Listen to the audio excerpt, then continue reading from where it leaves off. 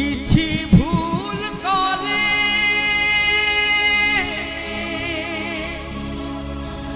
एई जीवन रे सेथि पाई मिले क्षमा एमिति का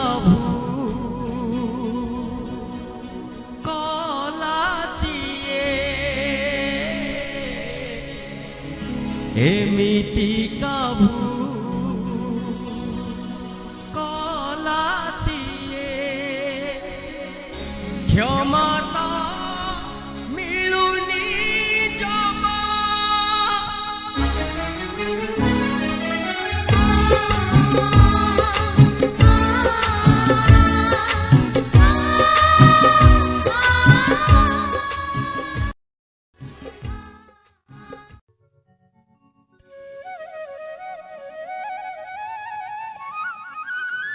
नमस्कार नमस्कार सर। सर। हाँ किए तुम मैंने सर आम ये पाख कलोनी आसचु कथा कौन कि सर आम कलोनी जाक लोक समस्ते चाहते गोटे जगन्नाथ मंदिर तैयारी करिए बोली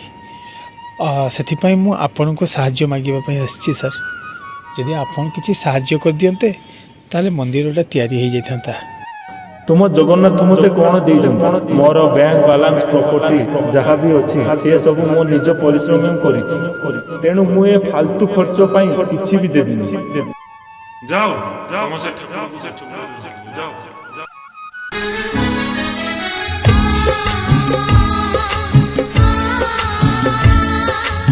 पहिले ना ऐसे गेट आउट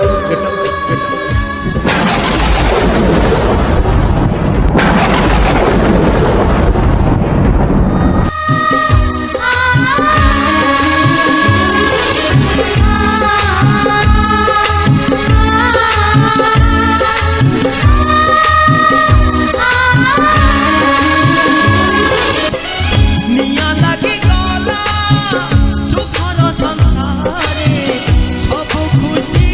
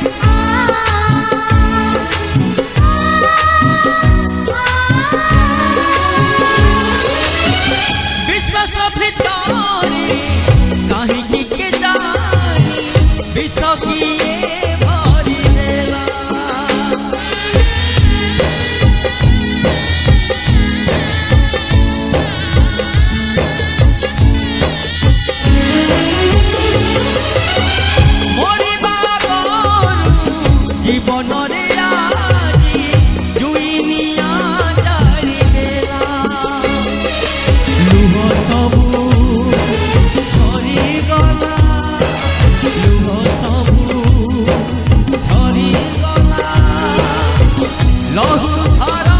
হে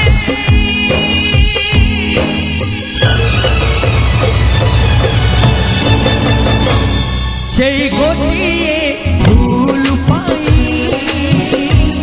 সেই গোটিয়ে ভুল পাই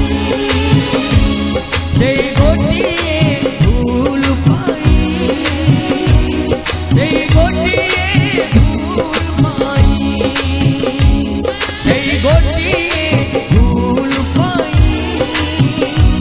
সেই গোটিয়ে ভুল পাই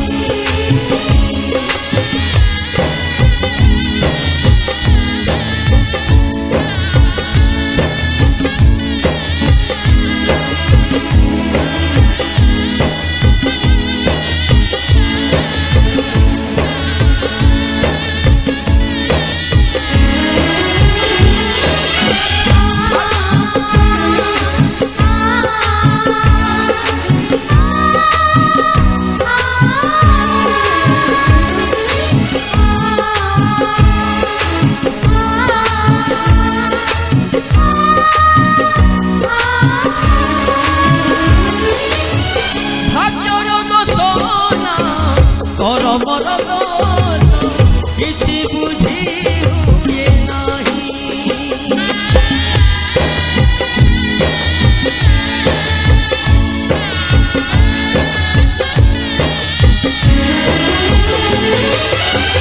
জীবনটা সারা চলিବାକୁ ହୁଏ ଲୁହର ଚରପି ଅନୁତାପ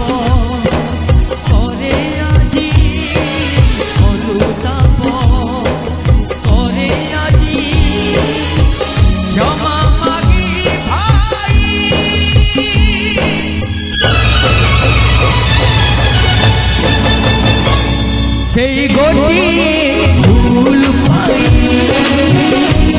সেই গোটিয়ে